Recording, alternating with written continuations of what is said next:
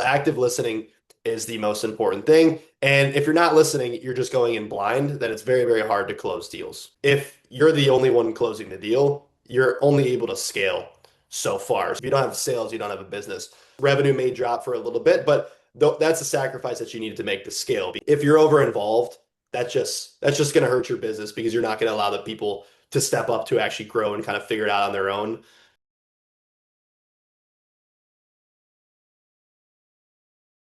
Hello, everyone, and welcome to a new episode of Redesign Your Life Today, the podcast for leaders, entrepreneurs, and change makers who are ready for real transformation, where we turn insight into action, break through limitations, and redesign both life and business from the inside out. Today, I have the pleasure to have a very special guest. This is John Magnor. John is a sales system architect who helps B2B founders escape the chaos of founder-led selling and turn in consistent revenue into predictable and scalable growth. So, welcome to the show. Thank you for having me. Yeah, it's a pleasure to have you. And so, John, you started in sales at the age of 17. What did real selling teach you that no course of business book could ever teach you? And tell us about your story of how why you do what you do now. Yeah, great question. So, yeah, I originally started when I was 17. So what I was doing is I built my own marketing agency. Um, so the biggest thing for that was sales is the most important thing in your business. That's what I learned because, I had plenty of appointments booked that I would have, my appointment setters booked, but since I was 17, I didn't have any actual sales skills. I just assumed, oh, if I had appointments, they're going to close. So from there, I just immediately figured out, okay, well, sales, if you don't have sales, you don't have a business. So from there, I just grinded, figured out really how to figure out how to get a complete stranger to get you to pay even just over one phone call. So what that involved was figuring out what a prospect's pain points are, where they want to go, what their desired outcome is, and then make that gap from where they are right now to where they want to be so wide that's it's inevitable that they buy whatever you're selling. So that's essentially where I started. Okay. So how important is active listening in what you do? Yeah, it's very, very important, and I'd say it's probably the most important thing, and it's the most underrated thing because when you think of sales, majority of people outside of the industry, they're going to think of like a used car salesman, or they think it's like an infomercial type deal where you have someone talking about all the features. But in reality, all you're doing in sales is you're just figuring out what somebody wants and then just giving them the solution. So active listening is the most important thing. And if you're not listening, you're just going in blind, then it's very, very hard to close deals. Okay. So really it's about before providing your services, really understanding what your customers want. Yeah, 100%. A big thing that I see too is like people always want to sell product first, when in reality, what I teach is you have to sell problem solving first. Mm. And when you're a problem solver, you have to figure out what their problem is to begin with. I'll give you an example. There's a lot of people that I talk to where they're coming to me, maybe they're doing cold calls or just starting out and they don't really know how to run ads, so they're just trying to drum up some business in cold calling. And they always run through their pitch with me. And the first 30 seconds is always them just pitching exactly what it is that they do, saying, oh, I'm the best at X, Y, and Z. But in reality, regardless if you are the best at X, Y, and Z, the prospect doesn't care until they know that you can actually solve their problem. And the way that you do that is by listening. So you got to get the prospect involved by asking questions and then just sitting tight and listening. And a big thing that I see is there's actually a study by, I believe it's gong.io. So it's a call recording platform. And they actually said that the sales reps that talked 40% of the time and they allowed the prospect to talk 60% of the time, they actually had over double close rate versus the sales reps that were talking 50-50 or even 60-40. So that just shows you the more that you listen and the more that you let the prospect talk, the easier it is to close deals. Absolutely. And I have to say, you see, I'm a mental fitness coach, and Mhm. For us, it will be even more. It will be like 80% listening and 20% talking. Yeah, 100%. It could be even more for sure. Exactly. So, and yeah, you see, you said something before. You said, right, because some people or some salespeople, they try to say, oh, we are better than others. But actually, already just doing that, doesn't it undermine them? Because it's a judgment. And what does the customer know about that? Yeah, 100%. I mean, in 2026, that's just the biggest downfall because I would say like back in the 1990s or 1980s, even before I was alive, that was how sales was is, you lead with your product, you tell them all the benefits and features of your company, who you are as a person. But in 2026, you're getting nonstop content, you're getting nonstop hit with ads and things like that. People have already seen what it is before, and Mhm. everyone out there is saying, "Oh, we're the best at this." You'll never have a company saying, "Oh, we're the number two roofing company in the state of Georgia." It's always we're the number one roofing company in the state of Georgia. So really, to differentiate yourself is you got to look at what everyone else is doing and then do the complete opposite. And yeah, you're exactly right. If you're telling someone how great you are, that raises their sales resistance. Sales resistance is obviously when a prospect just completely puts their guard up and just stops listening to you because they know that you're just trying to sell and push, push, push. If you flip it, don't try to brag and simply just listen to the prospect. The call will go a lot smoother versus tell them how great you are. Yeah, it's very powerful, John. And again, you see, I was in international sales before, and this so Mhm. much kind of resonates with me, what you say. Yeah. And I think you mentioned that very often the founder is like the bottleneck in the company. It means, Mhm. and what are for you the common behaviors that keep founders trapped into day-to-day sales? Yeah, so a big thing that I see when I'm working with businesses is the founder, they want to do everything. And immediately when you let go, that's when you're able to actually scale your business. But a big part of the founder is they want to be the guy that does the fulfillment or creates the product. And they also want to close every single deal. And while that's great, if you're the only one closing the deal, you're only able to scale so far. So essentially, what I do is I come into these businesses whether I'm just consulting them or I'm taking equity, I'm helping them build out a full sales system that can run without them. Because what I say to most business owners is you got to accept the 80% rule, which is anytime that you're delegating, you you're only going to see probably 80% of your results when you Mhm. first start off when delegating. And in reality, yes, revenue may drop for a little bit, but that's a sacrifice that you need to make to scale because at the end of the day, if you're the only one taking sales calls, you're not able to scale efficiently. Number two, what I see when I see business owners only taking the sales calls is kind of what we talked about before, is they're so focused on their product. For example, I work with a lot of software business owners they're very, very technical guys. And these guys are brilliant. They know all their coders, their developers, and they know the product like the back of their hand.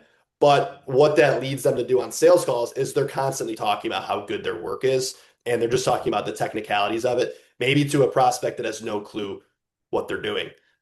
For example, I worked with a software company, and it was a very, very good product, and they were selling to plumbing companies.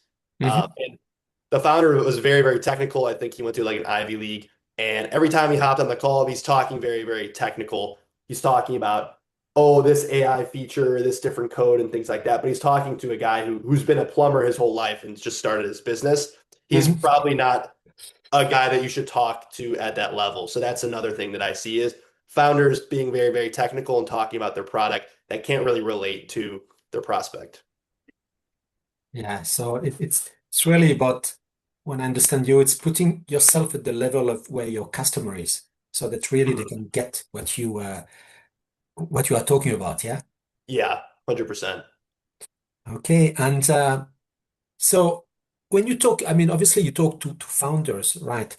And Hmm. so you kind of teach them, I suppose, to go from a best closer in the company to a true CEO. Yeah, does it? Yep. Yep. Is Yeah. it part of your teachings? It's like really, as you were saying, just some people work. in their business instead of working on their business. Yeah, exactly. So that's a huge thing. So essentially what I do is I have two formats for companies that I see that are a good fit. Typically, if they're a software company that's doing, at least over $100,000 per month, Mhm. I can have a conversation with them. Maybe I do an equity deal with them to where I take all the pressure off them. They just focus on creating the best product and actually scaling the business. What I do is I come and build out their entire sales team, place setters, place closers, do all that stuff for maybe newer startups or newer, B2B companies where they don't have as much product market fit. I just come in there and I essentially just give them the systems to actually be able to go out and build a system that works without them. Because a big thing that I see, and I dealt with this a lot when I was building my sales teams early on, was as a CEO and a business owner, a lot of these guys, they're very A type of players. They have very, very high egos. They're very, very ambitious, which is great, but they want to be involved in everything. And if you're over involved, that's just going to hurt your business because you're not going to allow the people to step up to actually grow and kind of figure it out on their own. So you kind of find that balance between having proper structure, but also allowing the people in that system to actually just grow and work on their own. Okay, now this is very powerful, and you use the word systems. hmm So for our listeners, I mean, you say you are building very kind of powerful systems. Can you give us some examples? Yeah, great question. So if we talk more technical, for example, we have a very, very strict onboarding process. So Mhm. in terms of systems, what that looks like is here's what a system wouldn't be, and here's what a proper system would be. So a typical business owner that I talk to when they onboard a sales rep, maybe they just send them their website and send them a script and tell them to just hop on a call. That's not a system. It's like that's just going to have your sales rep just want to leave within the next 30 days, no matter what type of sales rep you hire. A real Mhm. system would include proper onboarding so that they can get the full scope of what they're doing. So, what this looks like is, first of all, they understand the company, they understand who you're selling to, what you're selling, the pain points of the prospect, the pricing of the prospect, or the pricing of the product. And then they understand the full customer journey. So what that looks like is as a sales rep, you got to understand how the customer is coming into the funnel. So they have to take a look at what the ads look like so that what you say on the sales call aligns with what they saw on the marketing. So that's the base. Then from there, they have to understand the sales framework, setting calls, closing calls, handling objections, all that stuff. And while a lot of times sales in itself can be the same throughout every industry, there's always going to be a couple nuances to every industry and to every product that you're selling. So you have to have all that built out.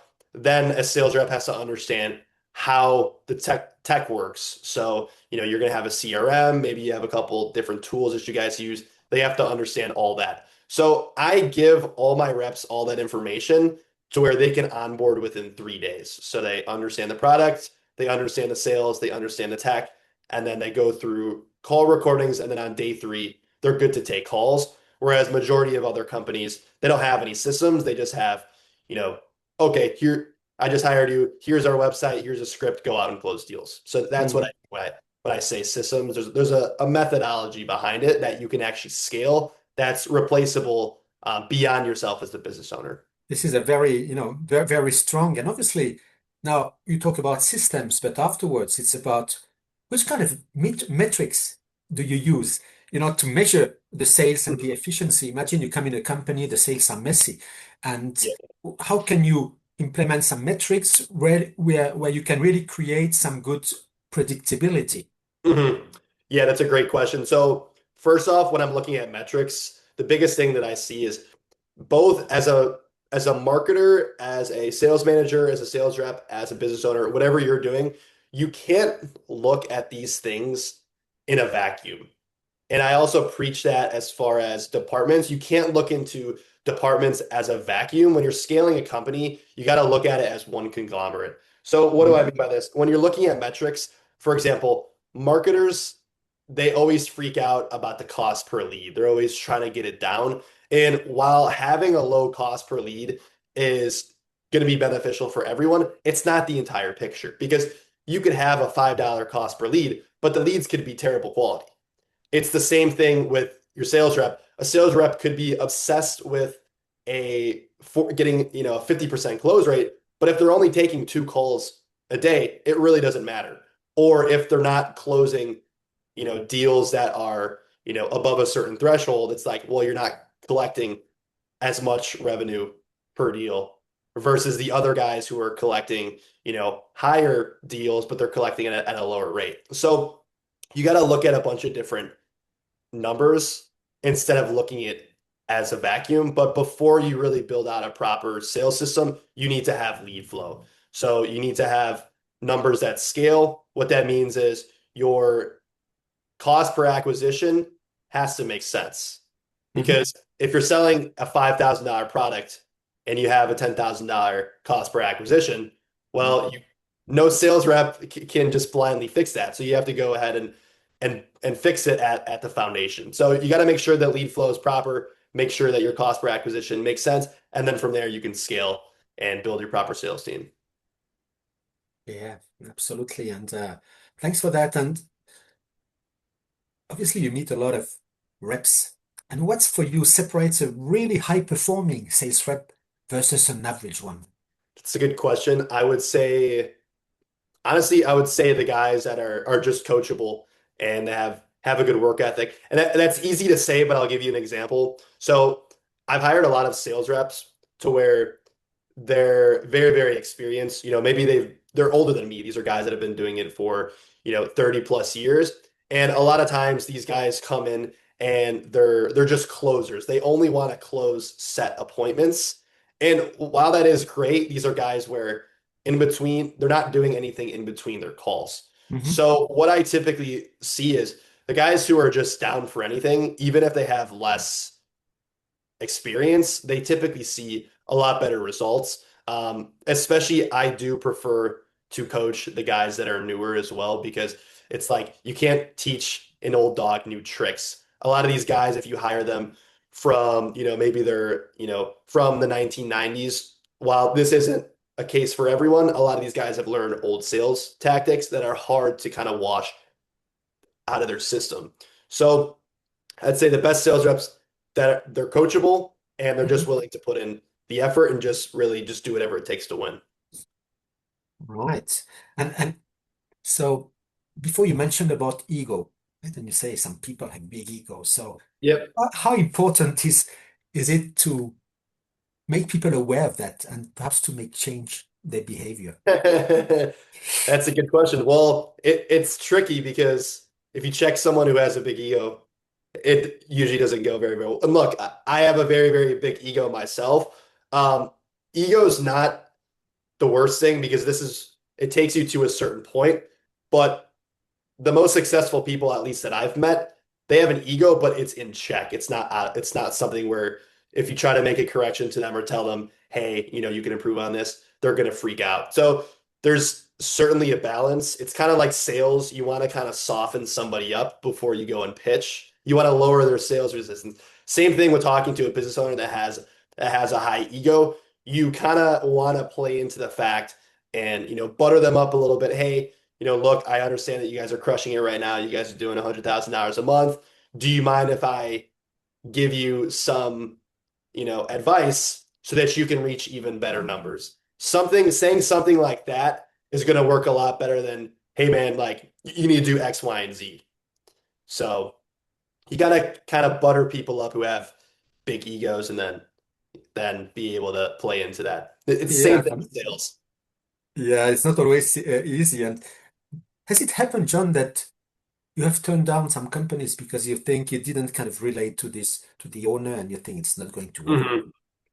Yeah, 100%. So I have two facets of my business that I kind of talked about earlier was I do either consulting or I take equity and we do, I become a partner in their company. I turn people down all the time, especially if it's going to be a long-term relationship where I'm actually becoming a partner with the company because it's just like if we're not going to get along. Like I said, I would admit I do have an ego, but I'd say one of the biggest metrics outside of just the numbers and just the business model that I see fit is you have to get along with the business owner. If you're not going to get along, you're not going to grow and you're not going to be able to, achieve the goals that you want to achieve.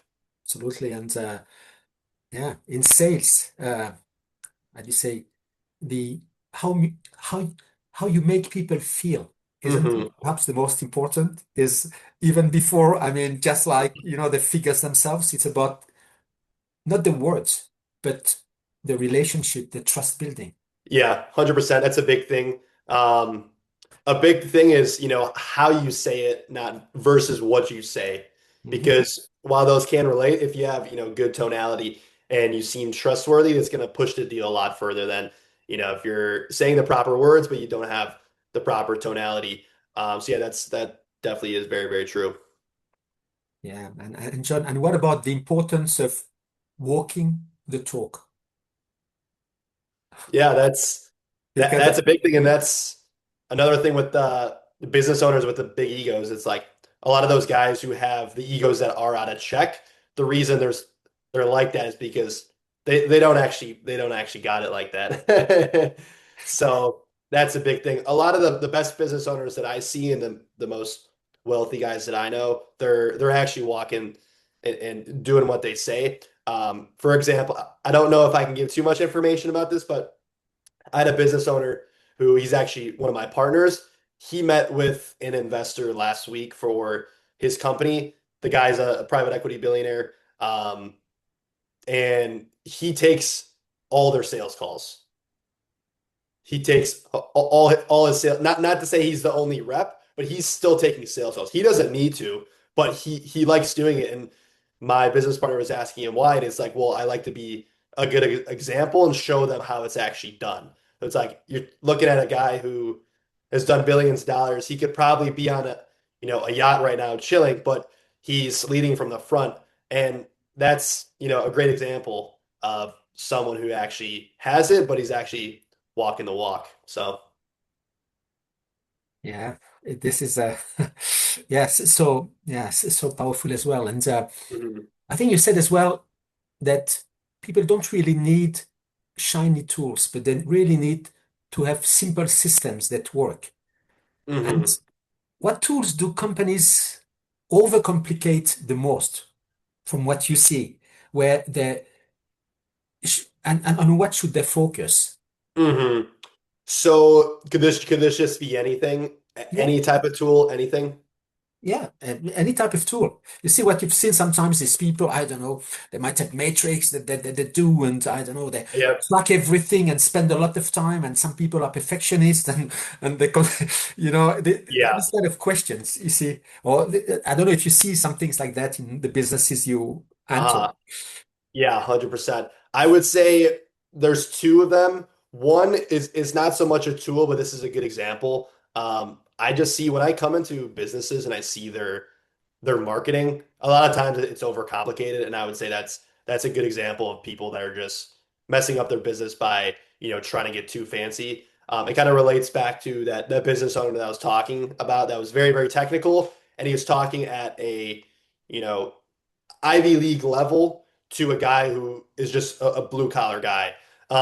So what I see a lot of times with these businesses is they're trying to talk very, very fancy on their ads to customers that can't relate. The Mhm. rule of thumb is typically within your marketing, whether that's a landing page or an ad, everything should be at the fifth grade reading level. So it has to be able to be understood. If a future prospect hops on your landing page or their ad and they can't even understand what it is that you do, or they have to think more than 15 seconds about what it is that you're selling, they're gonna leave right away. If they have to think, then it just makes confusion. You don't want the prospect to think. So that's number one. Number two, what I see is people just making very, very complicated systems with like their CRM. For example, they'll have something crazy to where it's like there's 20 different stages for the prospects and it just becomes a hassle. And then a big thing becomes the sales rep. It's a bottleneck because the sales reps that come in, there's a huge learning curve. And while you want your sales reps to understand how the tech works, if it takes longer than 15 minutes for a sales rep to understand how the tech works, then that's going to become a bottleneck, and it's just taking away from what a sales rep should do, which is just selling. So those are the two biggest things: is number one, overcomplicated marketing; number two, overcomplicated tech and CRM. Okay, thank you. And John, obviously, we've seen huge transformations with AI over the last few years. One question about AI, how has it changed your business, and what are the tools which are now most important for you when you deal with your customers? Yeah, I mean, AI has been very, very impactful. Obviously, it's there's two sides of it. It's very, very helpful nonetheless. One thing that I do try to do is only use AI if it's going to help me make me smarter. Because there's some days where I'm, so entrenched in just using AI tools where it's like, oh, I don't even. It feels like I can't even think for myself some days. So there's Mhm. there's kind of a good balance. But in terms of just building companies and just building automation, this is very, very impactful, especially as far as what I do.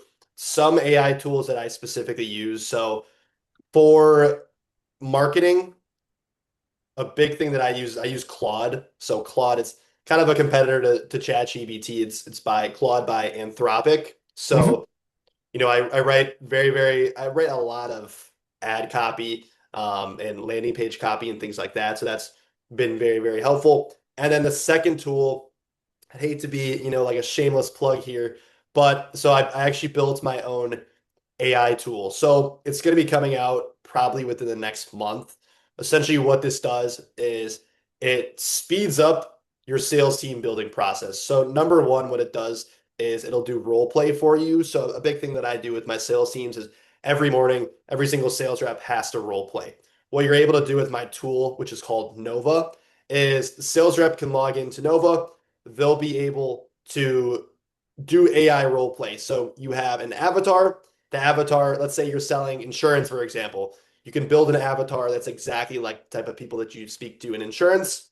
Mhm. You'll have conversations with them after the role play. It'll grade, okay, here's what you did well on, here's what you can improve on, and then it gives you a score 1 out of 100, and it gives you also other tips and summaries and things like that. On the flip side, what it does as well is what I do with my sales team is every single time at the end of the day, sales reps have to review their sales calls just to see and learn how they're performing. And what we do is on Nova, you're able to upload your sales call from the CRM to the AI tool. It'll transcribe it. And based on your sales script, it'll give you a score 1 out of 100. The same thing, it'll break down, okay, here's what you did well on, here's where you can improve. It'll give you a summary, it give you some tips, and then say, hey, you got an 80% on this call. Here's how you get to a 90% next call. So what this is doing is just improving sales rep both on them training, but also their sales calls. You can see in live time kind of what you messed up on, because a big bottleneck is just the time.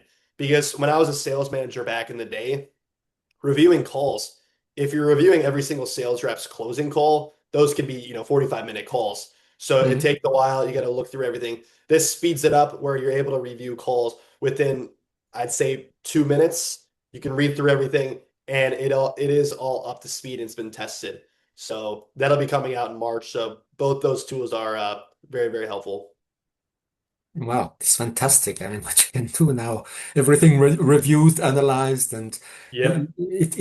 yeah, I mean, so much uh, time is gained by doing that. So, Yeah. well, John, thank you so much. I mean, it's been such a fascinating conversation, and thank you so much for your insights. So, if you could leave our viewers with like three tips, like what's really important when they want really good sales, when they want systems in place, just three. What would they be? Mhm. So I'd say great question. So let's see. So just three tips for people to build out their sales system Mhm. Yeah, properly. yeah, Okay.